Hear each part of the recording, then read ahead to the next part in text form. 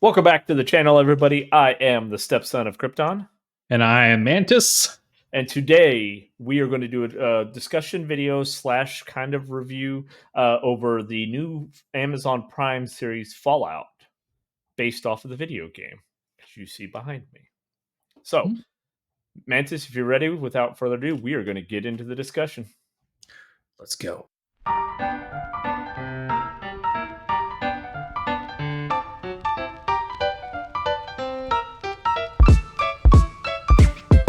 All right, guys, for those of you who don't know, which if you clicked on the title of this video, you probably should by now, Amazon has released a Fallout series based off of the video games. Not any one specific game, however, just the overall concept of what the Fallout games are about. Now, Mantis, do you want to tell us, for those of the people watching who don't know what the Fallout games are about?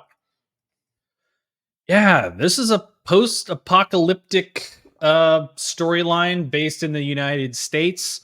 The war, and again, this kind of all is based off of the war of a civilization in the United States, and they had the technological advances of energy was greater than anything else. So throughout this series, as you'll see in the first episode specifically, you'll see weird things where they're still driving old style cars. Things look like they're in like the 60s, but they have like very efficient and nuclear energy capabilities. So energy is not anything that it's very abundant at that time. And certain major powers in this universe, we'll say universe, Robotech, Vault-Tec, these companies were major players in the space as corporations that influenced all this technology. And there was a war between, and correct me if I'm wrong on the lore on this, but I'm pretty sure it was with China and the U.S., a quote unquote war. There had been a war that was happening throughout before the bombs dropped, as they discussed a lot of through the series and the video games. But there had been a war going on, but it escalated at some point, and nuclear weapons were dropped. So in all of the games, you're playing in this post-apocalyptic wasteland of various parts of the United States. I'm pretty sure in this series, it's primarily based in California.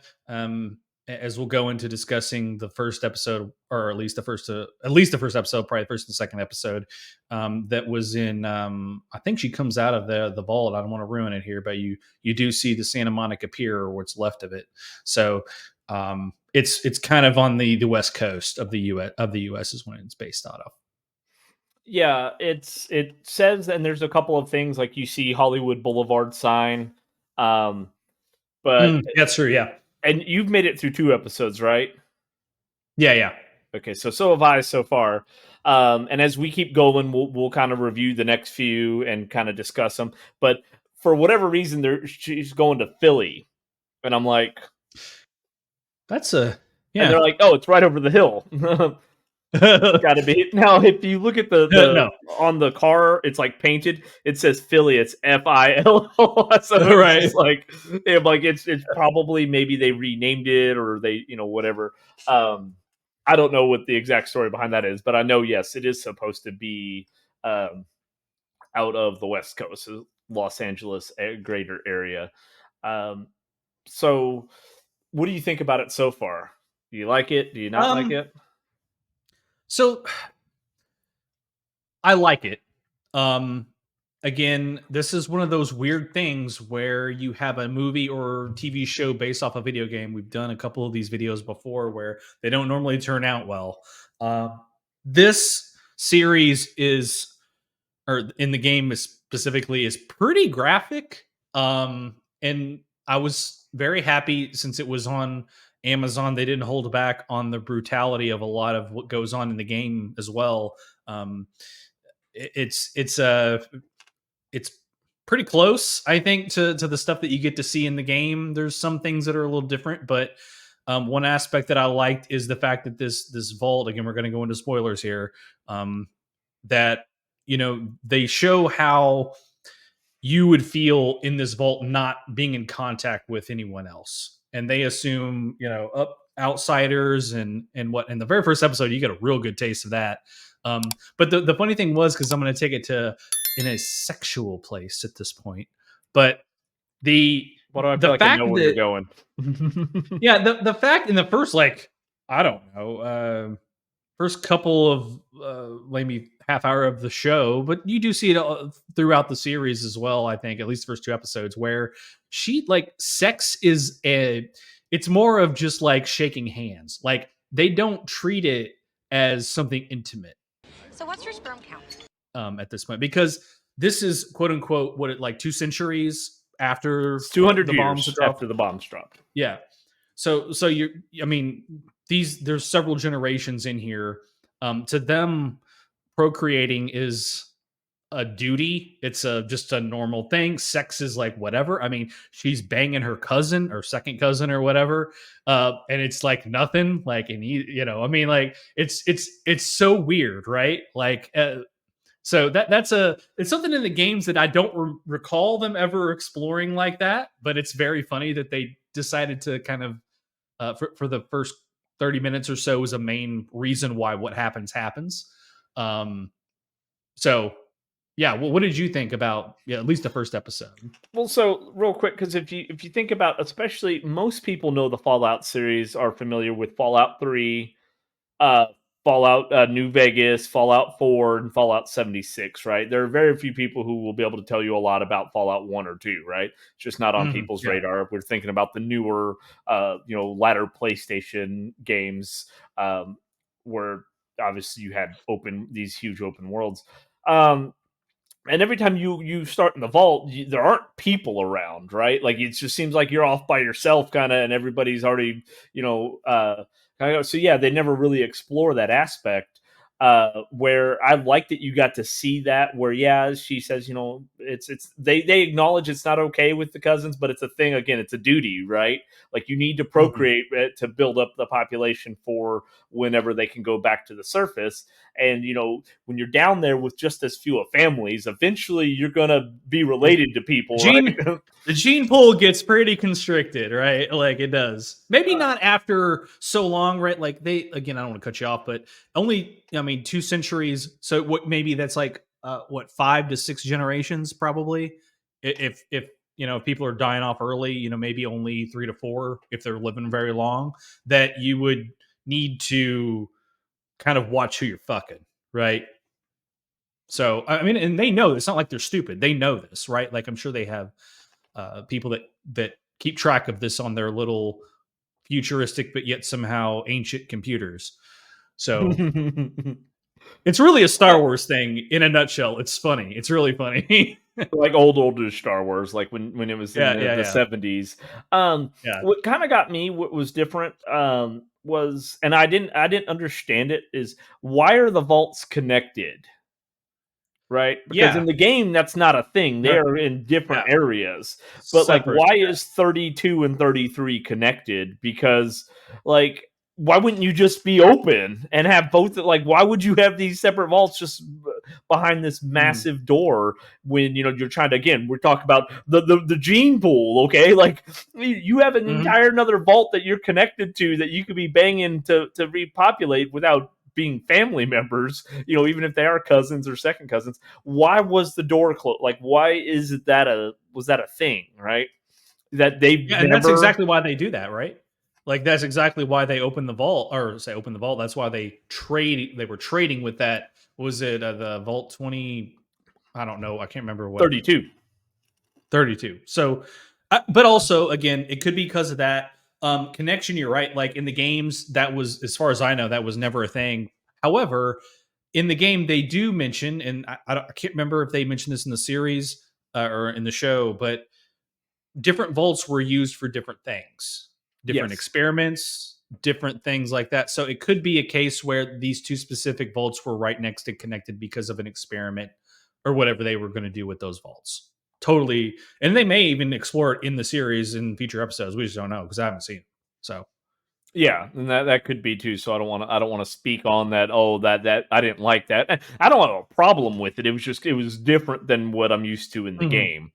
Right, but I thought it very interesting. I liked that they had the stim packs, that they had a lot of the Yes, things that you saw from the that was game. awesome. There's even the bobblehead, like there's Yeah. these things that you see. So I thought they've done a good job so far. The only thing that really gets me, that I didn't think was anywhere like the game, is you come out as a vault dweller and she's just not taking everything possible when you loot bodies, right? Because I stole everything and I broke it down or I sold it to vendors, and she's just going on. And I'm like, that's not the game. No, we take those supplies. It would be funny if and I'm kind of moving into the second, because she doesn't meet anyone in the first episode, right? Like she doesn't meet anyone. In the second one, she meets what's his face? I don't know, I can't think of his Is that name. the guy at the very beginning when she's With got the dog? fire lit? Yeah, with I call him Yeah, dog meat yeah. because I just said Yeah. he's dog meat. Oh yeah. Yeah. So like it would have been funnier if like she had saw someone right as soon as she got out and she was like picking up every single thing she could find, right? And the guy was like, "Yeah, you don't have enough encumbrance for that." Like I want some reference to the stress and the angst of a player in the game. Like you said, like I just want to grab everything, but I only have 165 pounds I can carry. Like I need a perk update, like something like that, where he mentioned you need your perk update just as a joke or something. Like just throw those little things in there, and they may in the future. But I thought you're right. Like that would have been great little line to do. That's the only thing I think missing, because you see in the second episode she's when the ghoul's there, and the guy just I'm not a fan of that guy, the guy in the power armor that's pretending to be the knight. Like I'm not a fan of his character thus far.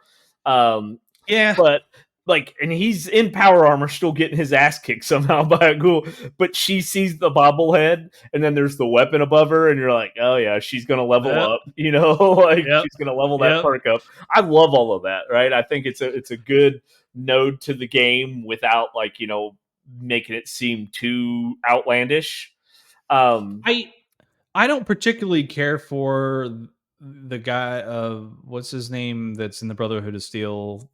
I forget. What the hell's his nim? It's like Knight. yeah. Wait, is that his actual name? The black Not, dude? oh, him. Yeah, I don't know. That's what I'm talking about. I don't like it. Like Yeah. I don't he's- particularly care for his character. I think he comes off as a weakling. Like yeah, he's always crying, scared or and- he's like, yeah. And then my thing Like, is he needs- I get, sorry not to cut you off real quick, but I get No, you're he joined up to be the Brotherhood of Steel. He, from a kid, you see he envied the knights and Right. all of that stuff. Yeah, he just like I don't want to constantly see if he's going to be one of the main characters always getting his ass kicked, and then all of a sudden it's just some quick 5-minute turnaround that all of a sudden now he's a badass, right? Right. It's just I'm 2 episodes in. I've actually started a little bit of the third one, but it's not. I mean, literally a few minutes into the third one. But I'm not a fan of his character, right? Yeah. He is always just crying. He's I'm like, okay, you're in the brother, but you haven't learned to fight apparently. You made Squire, but you can't fight. You can't. I mean, I know he took on those bandits there at the end, but Right. again, a ghoul literally with no armor on literally kicked your ass, and you're in power armor. Now, I will say I love how they do the power armor in this show. Yeah, it feels heavy, right? Like the sound, the way it interacts does make it feel heavy. Two things that I did enjoy about it. Well, I guess maybe one, but it kind of leads into two. The set pieces, because you got me thinking about this when we're talking about the vaults being connected.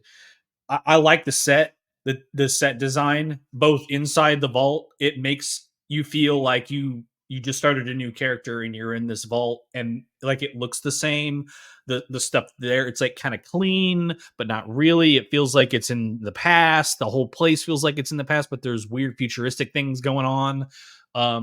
it's high tech but low tech, I guess. Like it feels, that's the way it feels. And then like when you get in like the episode 2 and you see that little town, the city that they come upon, it's, and they're in, like it looks like it came straight out of the game. It looks like Mad Max. You know, they had to make these things out of stuff that was around. So you have these all improvised signs, like the supply sign for the place is like all different letters that have been taken from different things. Like it looks like it came straight from the game. And I really would like to commend whoever did the set design. Was very good Well, at their to be job. fair, like, you know, this isn't like Star Wars and building a Coruscant set or something like this. Most of them are like tin shacks. So like, I'm like, if True. you probably built these, but they do look amazing, right? You know, it's actually harder to build something that looks old and broken down when you have to use new materials. So you got to actually like age it, you know. So it does. I do love the set pieces. I love how they've done. They've, like I said, it makes you. And it was funny. So before I started watching it, Mantis had said to me, he's like, "Hey, Fallout 76 is on sale. I'm gonna buy it and play it again and see what it's about and all this stuff." And I played Fallout 76 for a couple of years, had the first membership, and this son of a bitch would never play the game. You know, when I played it, and now like after I've already moved past it, I gave up my Fallout first membership and started playing other things. Now he's going back. Now I will say, watching this show makes me want to play the game again. To be fair, two things. One, I did play it when it first came out, and it was a garbage game. It was a And garbage game. if anyone wants to argue, if anyone in the comments wants to argue that it was good when it came out, you are lying through your teeth. And secondly, you're right. This makes you feel that nostalgia, even if you never played 76. Let's just say you played 3 or 4. This makes you want to put the game in and play. It really does. You're like, oh, this reminds me of all those, the quests and the Brotherhood ending. Like, because in 4 there's multiple endings, obviously, which I'm pretty sure based off of what you see from what I've heard. Like, you see certain things in the show that now make certain endings canon and certain endings not. So there's that. I've not seen it, but that's just what I've heard. So yeah, it makes you want to put the game in and play it. Or I say put it in, it's like, what, we got discs or something, but it's like, it makes you want to download it and play it, right? He's like, old. Yeah. Yeah. I mean, you're right. Like there's this FOMO aspect to it for sure. That is, you know, you see all the characters, you see the band, you see the ghoul, you see the improvised guns, the pipe pistols and all the stuff. You're just like, yep, I want to go, you know, play Scavenger Simulator. So I want to see some base building, and then I'll be content. I will say though, so Bethesda Games studio director Todd Howard, he is an executive producer on the show. That helps quite a bit. Yeah, and yes. I think that's where he's bringing in, like I said, all the nostalgia to hit you in the feels. Like, and they were smart. They took advantage. Like, hey, we'll put all of our Fallout games on sale because everybody's going to want to go play it now after you watch the show again. I don't know. I like it so far. Her like, and it's funny. I caught myself. I'm sitting here. I'm watching it. The one episode last night, and as she finally starts meeting people, which ironically, a little side note, her name's Lucy McLean in the show. That's funny. Which that's is really funny. Freaking Die Hard. His daughter is Lucy McLean. Yeah. Yeah. That's yeah. But like, she's coming up on this town or whatever. And all I kept looking at her be like, Vault Dweller, and then they started calling her it too. Like, you get into that Fallout mindset, and I was just like, I don't know. It was funny because she's so naive and she's so high spirited, and everybody keeps telling her, like, because if you play Fallout 76, especially around the other players, you're like, you can't be like that. You can't go in just trying to be the good guy. You're gonna get killed. Yeah. She comes off as a Vault Dweller would be, as naive, right? Like, she has no concept of the world around her. What helps her immensely that I completely forgot, like, when you start watching the rest of the last episode, is like, or the very ending of not very ending, but towards the end of the first episode, is like, oh no, she's been trained. Like, she's a very good shooter. Like she knows how to use a weapon. So like there's several fight scenes where she's kind of going through, and I'm just like, how is she? I'm like, oh yeah, she's been trained at the very beginning. They kind of Apparently, she was the only one because the rest of them Yeah. got their asses kicked. Oh yeah. You know, it feels like you're playing, like it could be a quest in the game. That's what I like about, especially the first episode. I'm like, this could be a quest in the game. Like there's scenes when her father is getting taken and there's other people there and they put you in the side room and you watch, like, I'm like, this could be straight out of the game. Like it totally could be. Like I really see where you were talking about Todd, what was his name? Todd, was the Todd guy's Howard. name? Todd Howard. I almost said Todd Phillips. Mhm. Todd Howard. You can tell, I think they did come to him quite a bit with certain writing aspects of this as well. You can see it in the set design. I'm sure he had influence on, but also the writing is pretty good. Again, who knows? There's a lot left, but I think, from the critic scores, from the social media posts, if anything, if you look at the rise in the Steam charts for the Fallout games is any indication of how many people are watching this, they've got a good chance at making this a pretty good series. So who knows though? You never know. I still think the biggest weak point, I think, to this whole thing from what I've seen so far has been the Brotherhood of Steel storyline. So we'll see. Because I even the like, guy that was the initial knight that the one guy is squiring for, that ends up kind of just like fucking killing him, or we don't know exactly what happened to him. But even he was kind of a bitch, right? Like I'm just like, you guys aren't badasses. I was expecting to see some badassery. You're hit. You're bleeding, man. I ain't got time to bleed. I do love the vertebrates and everything. I will say this though, and this would be my final thoughts on it here, is the actress that plays Lucy. I had not seen her in anything else but for whatever reason, Mantis and I were discussing right before we started recording.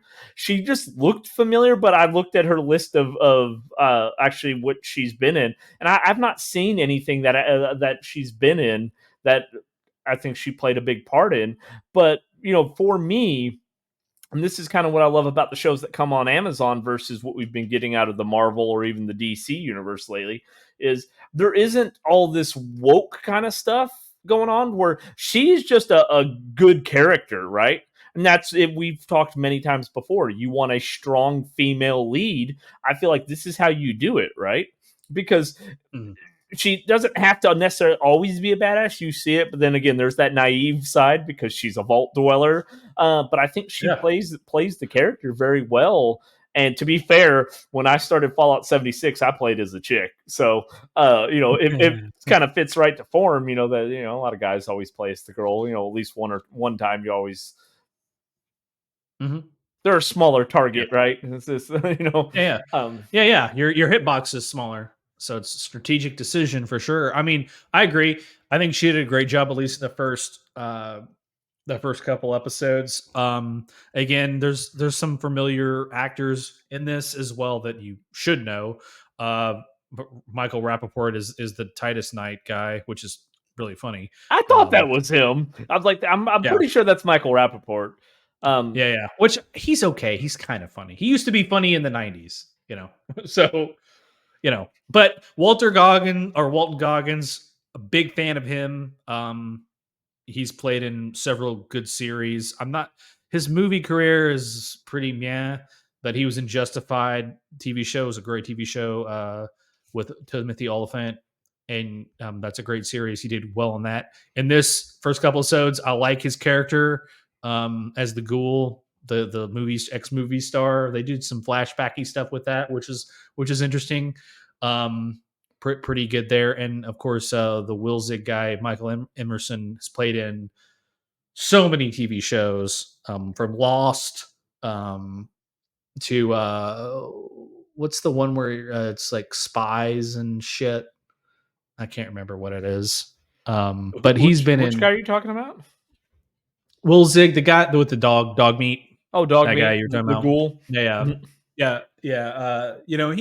He's played in several several shows, and oh shit, I forgot he was in the Dark Knight in there. But anyway, I guess was that? No, he was in The Voice. The Dark Knight Returns. He played the Joker in The Dark Knight Returns 2012. That's interesting. Sorry, I'm looking up live IMDb while we're talking. Is why I'm going on a tangent here. But I think that this show is already in 2 episodes better than any of the shit I've seen from the Rings of Power. Again, this is one of those TV shows, along with Reacher, that I think Amazon Prime or Amazon Video has a great chance to keep on and keep people to keep their subscriptions. So if they're smart, they'll keep the wokeness. Now there is some woke nonsense in there with the trans person with the Brotherhood of Steel, but it's not pushed too hard in your face, and I'm okay with it. It's whatever. Okay, because I thought she had a mustache. I wasn't 100% sure when I watched it. I was like, wait, does that? But again, it's not in your face, right? And that's fine. Do your thing. I don't care if you want to have somebody in there that is trans in there, but don't make it about like every time you see the character, that's the only thing that's discussed. Just let them be normal. Like when I say normal, I mean just interacting normally with people. And if there comes out they're trans, what? Fine, but it doesn't always need to be thrown in your face, like constant reminder. I think you're fine with that, right? Yeah. We don't want to go. I'm just using it as a bad example. Like CW stuff is just like that's where you, in my opinion, if they stay away from that, they'll be just fine. Like this show will do great. It will make lots of money. People that. The studio will make money. The video game will make money. People, it'll just kind of feeds back. This game has a lot more potential to do that than, like, let's say Last of Us. Like it has a lot more potential to do it than, I'm trying to think of another show, or movie side would be Resident Evil. They kind of stand on their own as far as the video games, but this has a chance to have that, watch the show, play the game type of relationship. That you don't get, like doesn't exist if they're smart, which again in 76 you can get Vault 33 backpack, you can get the Vault 33 jumpsuit. They're not dumb, they're not dumb. So they're playing it like they should. We'll say that. And I mean, and that's what a good company does, right? Is that they play smart and they lean into what they know their audience is going to want. And again, we said it. I've only seen 2 episodes, and I want to go play the damn game again. Yeah, I know. We said we stopped. Here's my final thoughts. I like it. The only drawback I think that, and this is not necessarily for you or me, this is for maybe viewers who have never played the game. Because if you don't know anything about what's happening in this, it does seem like if I hadn't played the games or kind of know, and I just watched the first episode or whatever, I'm not saying the action's bad or the storyline's bad. Just the concept of it may be kind of just like this, right? Like how vault dwellers are, what a ghoul is, like what the Brotherhood of Steel is, and maybe they'll explain that. But just from the first 2 episodes, I could see people being kind of turned off if you don't know, if you've not played the games or know what's going on here. You may be like, this is just isn't for me. That's the only kind of drawback. There is a lot that I feel like they didn't explain. Like you said, they jump right into the Brotherhood of Steel, and they you see the ghoul, and they even do the whole ghoul thing, and you're like, okay, yeah. But again, if you've not played the game, you don't know. Because for us playing the game, I was like, yeah, there's a ghoul, or there's the vertibird. Like these things, and I think they'll explore it more as they go through the season. And we've talked in the last couple of videos we did that the great thing when you deal with TV shows is you can get into a lot of the backstory and lore that if you wouldn't be able to just make a Fallout movie, right? No. So you have time to get into that as long as people give it a chance. And I think as long as you keep good action, good acting and story, and you keep people entertained and interested, that even those people who aren't aware will watch the show and then be like, oh, the game follows that, and then maybe want to go play the game. Yeah. And there's a lot of people, like even in their late 20s, or early 30s that never played a Fallout game. In the height of like Fallout 3 or Fallout 4, they were just busy doing other stuff. And I'm just speaking to gamers specifically here. You know, I know a lot of Destiny players just because we play Destiny. Streamers that I've watched, they never played Fallout because it was right in the midst of high time of Destiny being awesome, which was light years ago. But it's like that's a distance of time or a measurement of time, distance, not time there. But yeah, there's a whole I wasn't going to call you out on it. Yeah, that's fine. Yeah, it's a reverse of the parsec. It's the ship that made the Kessel run in less than 12 parsecs. But yeah, there's a whole untapped resource there that I think they're trying to get both of them up. You know, right now it's rated as 8.6 on 8.6 stars on IMDb, which Damn. is pretty good. So you know, I mean it. Who knows? I think it has great potential. Now, will they fuck it up? Who knows? But so far, it doesn't look like they will. I have faith because of how The Boys has gone and how Reacher's gone. I'm holding out hope, all right? Because so far it's been pretty good. Let us know though down in the comments what you think about it. If you were a fan of the games, or maybe if you've never played a Fallout game. Because we are going to do more videos on this series. So let us know if there's something that just wasn't making sense to you, even after you watch the whole series, and we haven't yet, that you want to ask a question. Let us know. You know, we'll answer. We've played all the Fallout games. I'm going to try to binge watch it over the next couple of days here, since we're coming up on the weekend, and go ahead and get it knocked out. And then we can do some more videos on it. But definitely let us know on that. And I apologize this went on a little long, but we do love the Fallout games. If you've made it with us this far, definitely consider giving this video a like. There you go.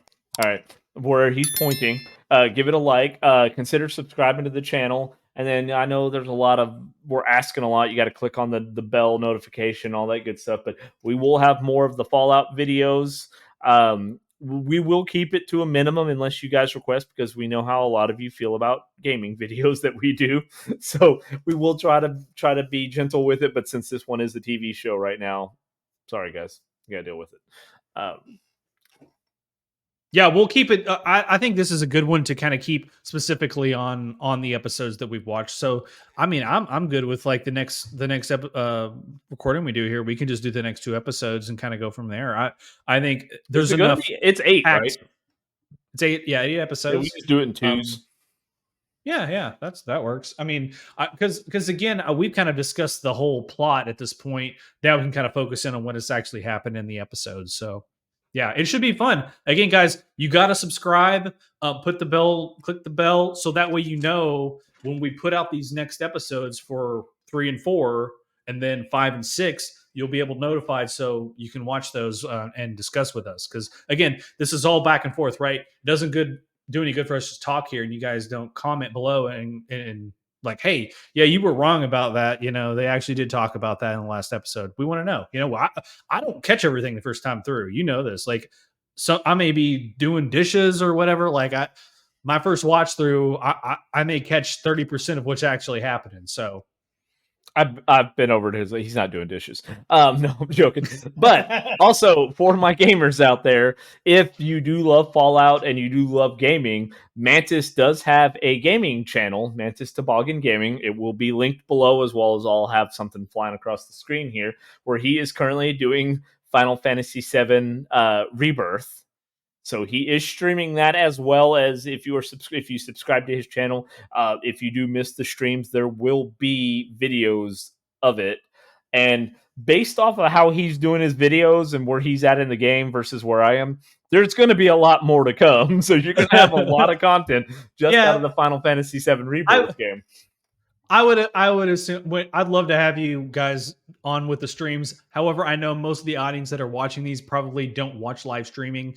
That's fine. The good news for you is every episode of the streaming will be an actual video that you can kind of just put on in the background and whatnot. But, you know, if you like what you see, come to the stream. I'm on Twitch as well as YouTube. So I live stream and then put them in video form. So, yeah, come check it out.